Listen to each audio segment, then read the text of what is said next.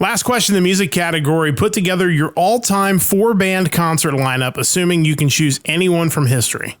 You know, I kind of have to call an audible on this one because I had originally planned out my answer for this, and I thought, wait, if I have the option to do this, I should pick bands that I haven't seen before. That's reasonable. That's just logical.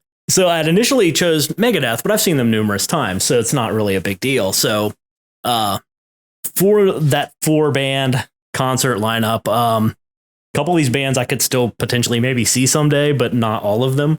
I would have to go with Queen, Halloween, Ed Guy, and Shadow Gallery. Oh, interesting.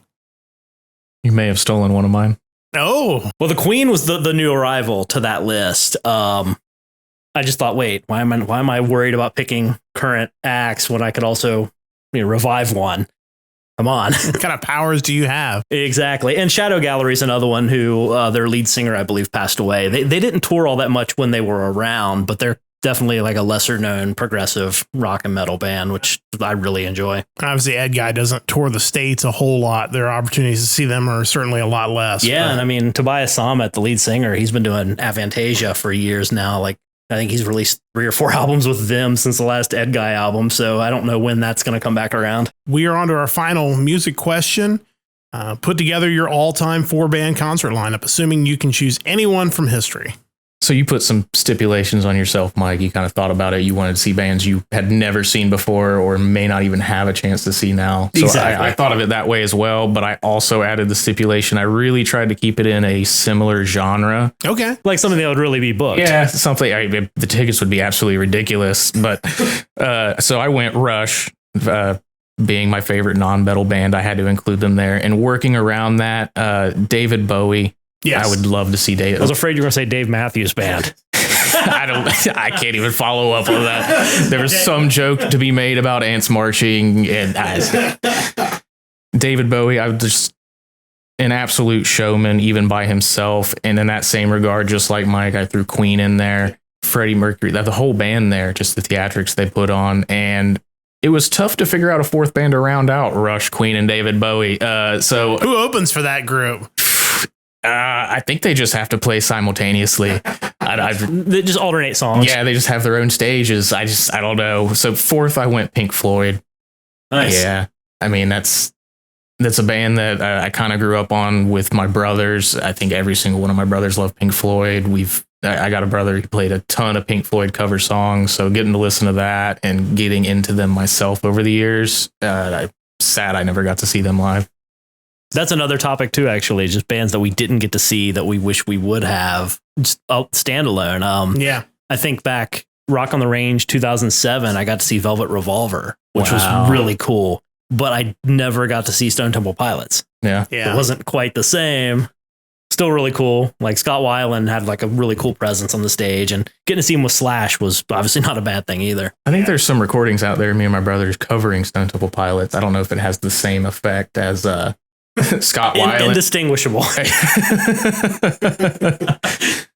STP was a legendary band, and certainly I think continues to influence, I think, a lot of music today.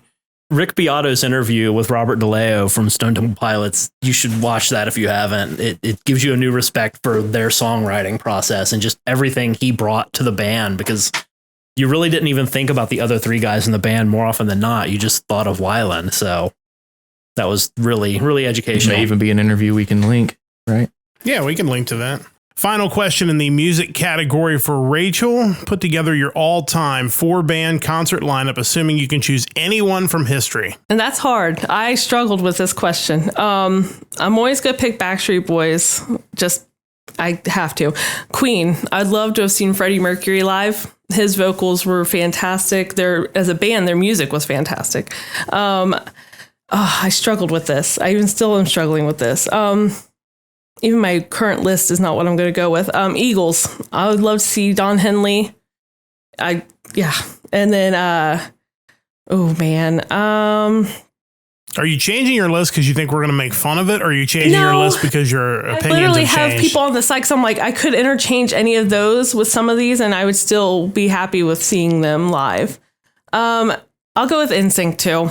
There's always been this big thing where at least the boy band fans would like to see Backstreet Boys and NSYNC tour together, because you don't get much bigger 1999, 2000 than Backstreet Boys and NSYNC.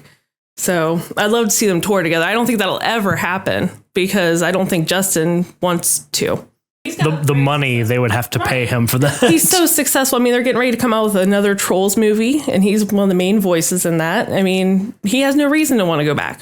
That concert would be very expensive. Extremely expensive. Yes. But I think that's true of all of us because we all had that question. So as you go through the podcast and listen. How many times did Queen show up on these lists? A lot, really telling that Queen has influenced all of us, but also I think Queen has influenced most modern music in one way or another, whether it's rock or pop music, or I would say probably even metal. A lot of the, especially like British metal bands, I would imagine took a lot of, you look at just the musicianship of Queen. I think a lot of that carried over into some of those bands of the early and mid 80s coming out of the United Kingdom. But you think of Metallica covering Stone Cold Crazy. Oh, yeah.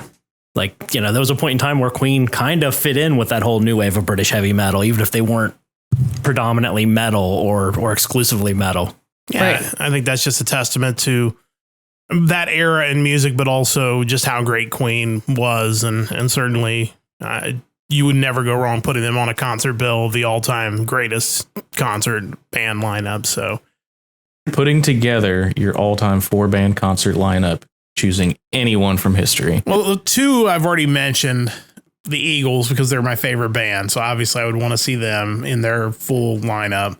Same with the second band, Rush. I would love to have seen them at full strength. Those two would be an amazing show alone.